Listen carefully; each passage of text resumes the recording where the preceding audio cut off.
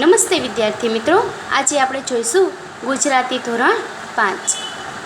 આપણે પાઠ 3 જોઈશું, મહેનતનો રોટલો. આપણે પાઠ 2 પૂર્ણ કર્યા. પહેલો પાઠ હતો ચબૂતરાનો, બીજો હતો પર્વત તારા કાવ્ય હતું, અને હવે આપણે ત્રીજો પાઠ પહોંચ્યા, મહેનતનો રોટલો.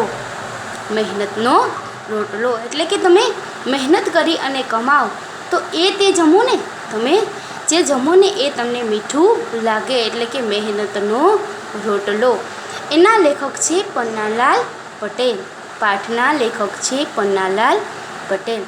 આ બૌદ્ધ કથામાં શ્રમ, સ્વાશ્રય અને પ્રામાણિકતાનો મહિમા કરવામાં આવ્યો છે. તમારે માત્ર પાઠ સમજવાનો છે. તમારા બધા આગળ ટેક્સ્ટ બુક તો નથી ને, તો માત્ર ને માત્ર શું કરવાનું, તો કે અહીંયા પાઠમાં ધ્યાન રાખવાનું છે, જેથી કરી તમને પાઠ બરોબર સમજાઈ જાય. બરોબર?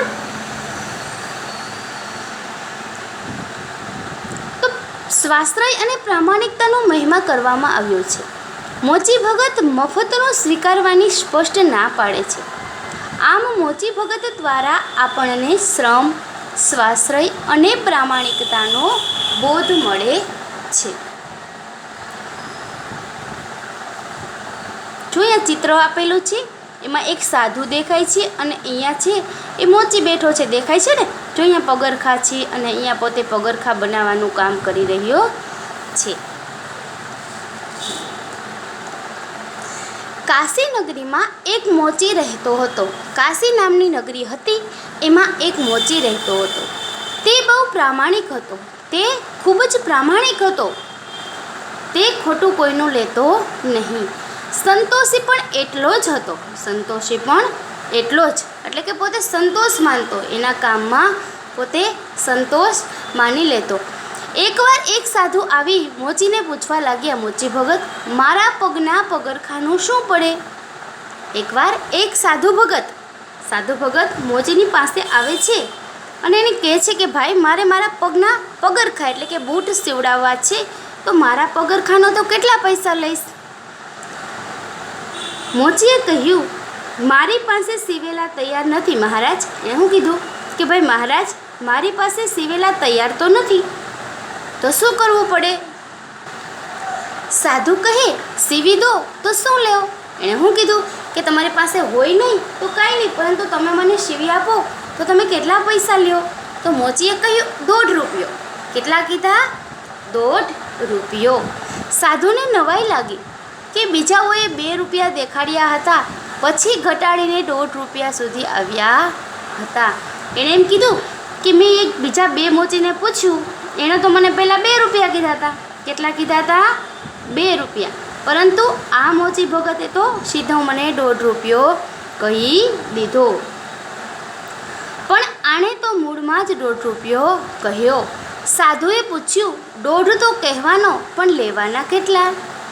સાધુ મહારાજે એમ કીધું કે ભાઈ 1.5 રૂપિયો તો તમે મને કીધો, પણ તમે લઈશો કેટલા? મોચી સાધુ સામે જોઈ હસવા લાગ્યો. મોચી સાધુની સામે જુએ છે ને હસવા લાગે છે. તેણે કહ્યું, જે કહેવાના એ લેવાના. એણે કીધું, મહારાજ, મેં તમને જેટલા કીધા છે ને એટલા જ પૈસા હું લઈશ. આપની જો એમ કરી અને મોચી છે સાધુ છે એ તો હસવા લાગે છે. આપની ઈચ્છા હોય તો બનાવો. એણે એમ કીધું કે મેં તમને જેટલા પૈસા કીધા છે ને 1.5 રૂપિયો, એટલા જ પૈસા હું લઈશ. જો તમારી ઈચ્છા હોય તો હું તમારા પગરખા સીવી આપું.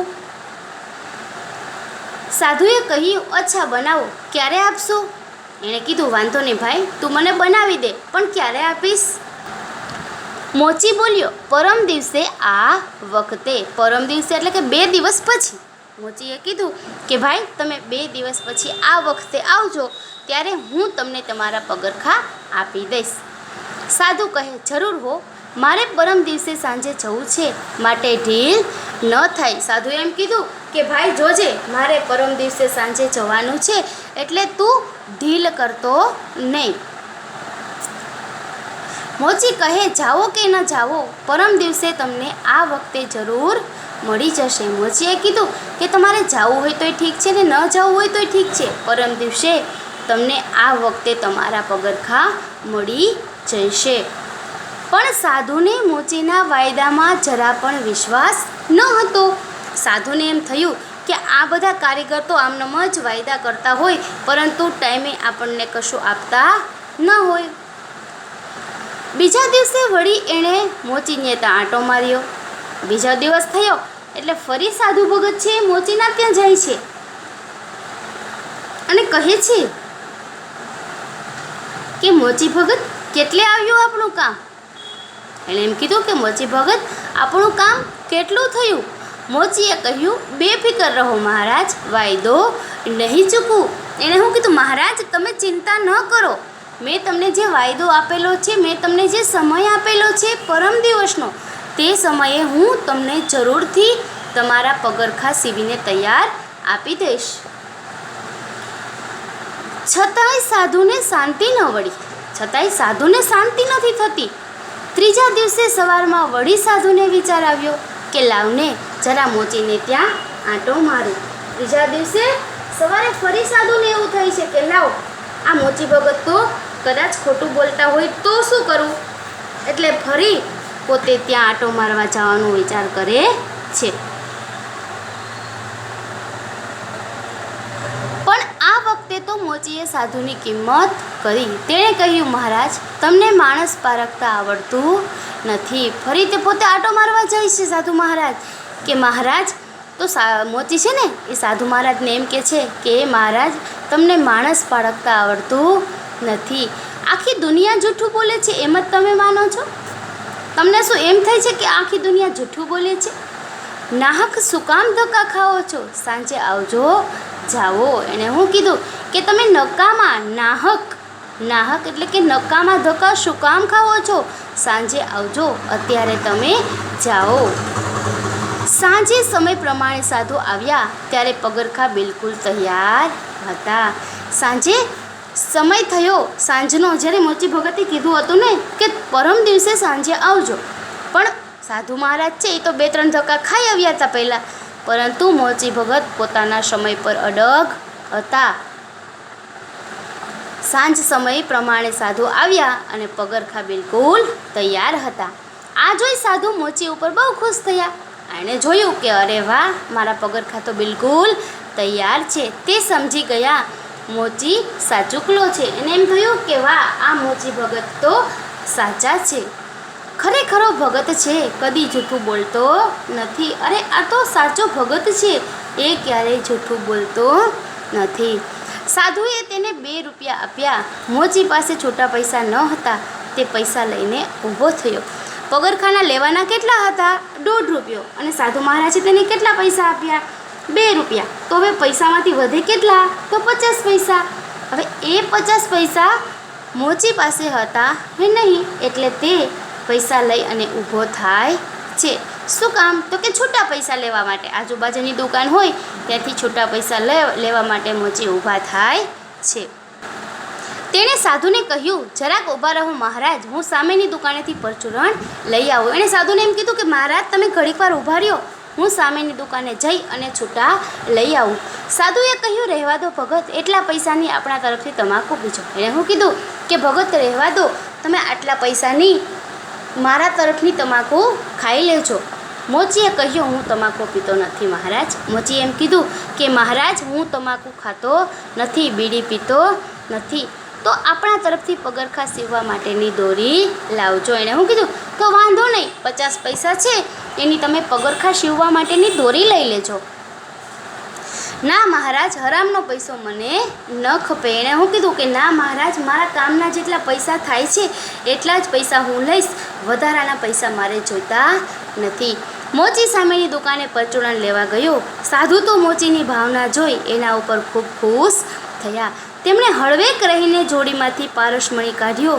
કોઈ જુએ નહીં એ રીતે મોચીના ઓજારોને પારસમણી ઘસી દીધો. મોચીએ મહારાજે શું કર્યું? સાધુ મહારાજે તો કે પોતાના જોડી એટલે કે પોતાના થેલામાંથી પારસમણી કાઢ્યો. હવે પારસમણી એક સરસ મજાનો પથ્થર હોય. શું હોય? પથ્થર હોય.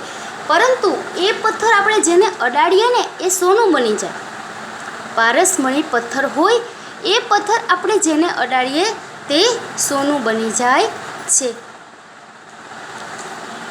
પછી એણે શું કર્યું કે મોચી ભગતના જે ઓજારો હતા ને એને એ પારસમણી અડાડી દીધો, એટલે બધા ઓજારો કેવા થઈ ગયા? સોનાના થઈ ગયા.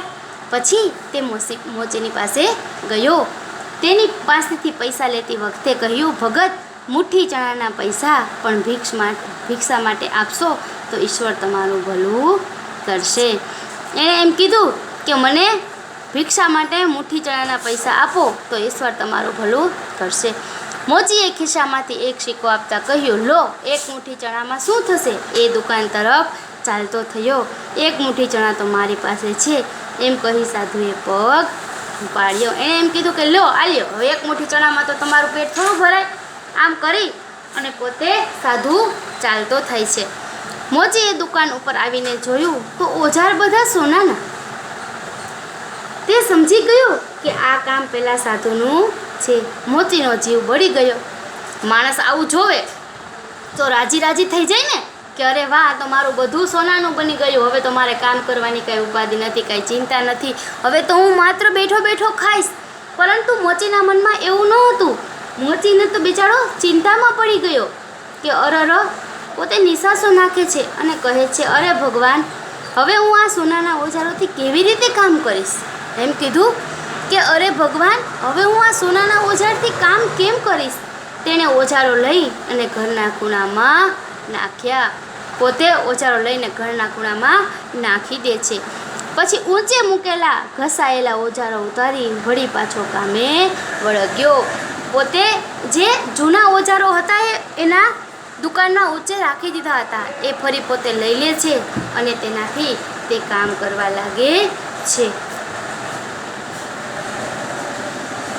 મનોમન એમ પણ કહેતો હતો કે ગમે તેમ પણ સાધુની ઈચ્છા તો આપણને સુખી કરવાની જ હતી. મનમાં એને એવું પણ થયું કે કાંઈ વાંધો નહીં, સાધુની ઈચ્છા તો આપણને સુખી કરવાની હતી. પરંતુ સાધુને નહોતી ખબર કે મોચી છે એ ખૂબ જ પ્રામાણિક છે, એ બીજાનું કોઈનું લેતા હતા નહીં.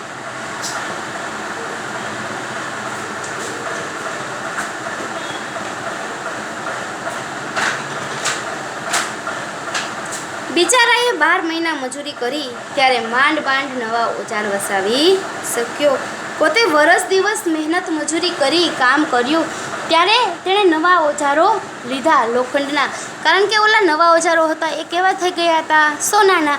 અને બીજા જે ઉપરથી જૂના ઉતાર્યા હતા એ તો ચાલે એવા હતા નહીં. એટલે વરસ દિવસ પોતે મજૂરી કરી અને શું કરે છે તો કે મજૂરી કર્યા પછી એના ઓજારો વસાવે છે. એકવાર તે ભજન ગણગણતો નીચી નજરે સીવતો હતો. ત્યાં એના કાને કોઈકનો અવાજ પડ્યો, કેમ છો મોચી ભગત? એકવાર પોતે બેઠો બેઠો ભજન ગાતો હતો અને નીચી નજર રાખી અને સીવતો હતો. ત્યાં એના કાને કોઈકનો અવાજ પડ્યો. ત્યાં એને કંઈક અવાજ આવ્યો, કેમ છો મોચી ભગત? પોતે કહે છે કે મોચી ભગત કેમ છો? મોચીએ જોયું તો એ પેલા જ સાધુ હતા. તેણે સાધુને કહ્યું, ઓજાર બગાડી ગયા હતા એ જ છે ને?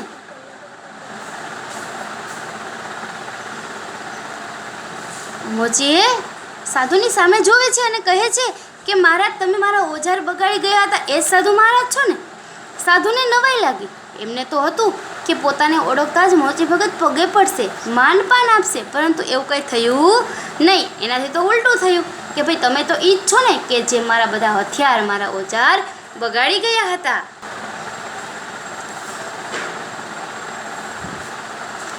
સાધુ મહારાજને એમ થયું કે આ તો મારો ઘણો બધો આભાર માનશે, પણ એને બદલે આ માણસ તો પોતાને ઠપકો આપે છે. સાધુને વહેમ પડ્યો, આ બિચારો સોનાને પિત્તળ ધારી બેઠો લાગે છે. સાધુને એમ થયું કે કદાચ મોચી ભગતને ખબર નહીં હોય કે આ બધા ઓજારો સોનાના બનાવી દીધા છે, પરંતુ એને પિત્તળ લાગ્યું હશે. તેમણે કહ્યું, મોચી ભગત, ઓજાર બગાડ્યા નથી, સોનાના બનાવ્યા છે. એમ કીધું કે મોચી ભગત, મેં ઓજાર બગાડ્યા નથી, મેં તો ઓજાર સોનાના બનાવ્યા છે. ક્યાં છે? ક્યાં છે એ? નાખી તો નથી દીધા ને? એને એમ કીધું, મોચી ભગત, ક્યાં છે એ બધા ઓજારો? તમે નાખી તો નથી દીધા ને? મને ખબર છે મહારાજ સોનાના છે, પણ એ સોનું મેં મારા બાવડાના બળથી મેળવ્યું નથી. હું કીધું કે મહારાજ, તમે જે ઓજારો સોનાના બનાવ્યા છે એ ઓજારોમાં મેં તો કંઈ મહેનત કરી નથી. મારા બાવડાના બળેથી એટલે કે મારા હાથથી મેં કંઈ મહેનત કરી નથી. આવું મફતનું સોનું શું કરવું છે? એમ કીધું કે આવું મફતનું સોનું મારે શું કરવું છે? એ પડ્યા ખૂણામાં તમે પાછા જ લઈ જાઓ. એને શું કીધું? એ પડ્યા ખૂણામાં તમે પાછા લઈ જાઓ. સાધુએ મોચીને શિખામણ આપતા કહ્યું, મોચી ભગત, તમને કશી ગમ નથી. સોનું વેચીને પૈસા બનાવો ને મજા કરો. એવું કીધું કે મોચી ભગત, તમને તો કંઈ ખબર નથી પડતી કે તમે આ સોનું વેચી નાખો અને પૈસા બનાવો અને તમે મોજ મજા કરો. આ કાચી દુકાનને પાકી કરો, કામ કરનાર માણસો રાખો, બેઠા બેઠા ખાવો ને લહેર ઉડાવો. એણે શું કીધું કે મોચી ભગત, તમને ખબર નથી પડતી, તમારી આ કાચી દુકાન છે એને પાકી બનાવો, કામ કરનારા માણસો રાખો, તમે માલિક બનીને રહો, બેઠા બેઠા ખાવો અને લહેર ઉડાવો, એટલે તમે શાંતિથી જીવો. મોચીએ પૂછ્યું, ભગવાન, આપણને હાથ પગ આપ્યા છે ને, ભગવાને આપણને હાથ પગ આપ્યા છે, એને શું કરું મહારાજ? એને હું શું કરું? નવાઈ ભરી આંખે સાધુ તો મોચી ભગત સામે તાકી રહ્યા. પોતે સાધુ મહારાજ છે એકદમ આશ્ચર્યથી, નવાઈથી એ મોચીની સામે જોઈ રહે છે. મોચીએ કહ્યું, સાધુ મહારાજ, ભગવાને હાથ પગ કંઈ બેઠા બેઠા ખાવા માટે નહીં, કામ કરવા આપ્યા છે. જો આપણને કોકને એવો સોનાનો ઢગલો મળી જાય તો આપણે પાછો કોઈને રિટર્ન કરીએ? ન કરીએ ને.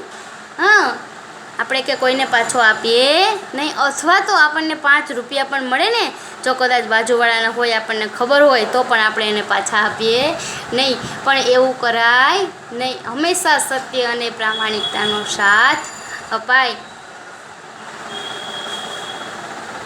તો આ સાંભળીને સાધુ ભગત બોલે છે, મોચી ભગત, સાચી વાત છે, ભગવાને કામ કરવા જ હાથ પગ આપ્યા છે. એણે હું કીધું કે મોચી ભગત, તમારી વાત તો સાચી છે, ભગવાને આપણને કામ કરવા જ હાથ પગ આપ્યા છે.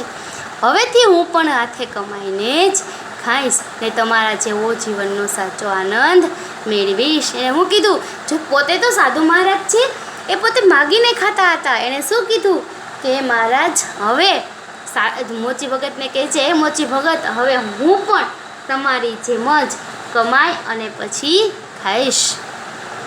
સાધુ કોઈ ઊંડા વિચારમાં પડી ગયા હતા. પોતાના કામે વળતા મોચીએ સાધુને પૂછ્યું, કેમ મૂંગા થઈ ગયા? સાધુ જાણે કોઈક વિચારમાં પડી ગયા હોય એમ વિચાર કરતાં કરતાં પોતે ઊભા છે. તો મોચી ભગત પોતાના કામે વળતા એટલે પોતાનું કામ કરતાં કરતાં એ સાધુને પૂછે છે કે તમે કેમ મૂંગા થઈ ગયા?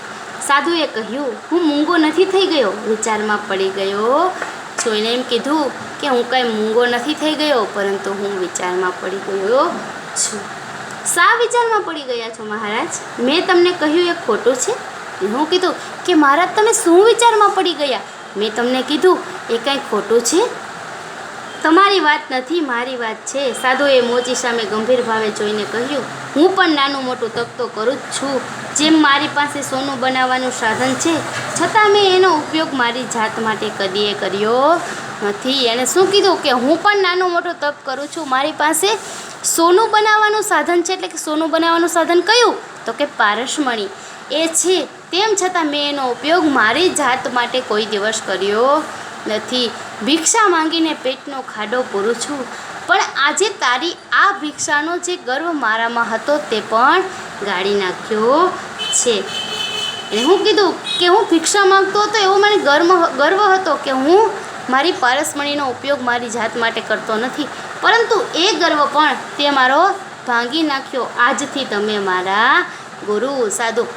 સાધુ મહારાજ છે એ મોચી ભગતને એમ કહે છે કે આજથી તમે મારા ગુરુ ને આજથી હું તમારો આ દાખલો યાદ રાખીશ ને મારા ગર્વને ધોતો રહીશ. શું કહે છે કે આજથી હું તમારો આ દાખલો યાદ રાખીશ અને મારા ગર્વને, મારામાં જે અહંકાર છે એનો હું ધોતો રહીશ. મોચી કામ કરવું ભૂલી ગયો અને સાધુની પીઠ પાછળ જોતો જ રહ્યો. કામે વળતા બબડ્યો, આપ ખરા સાધુ.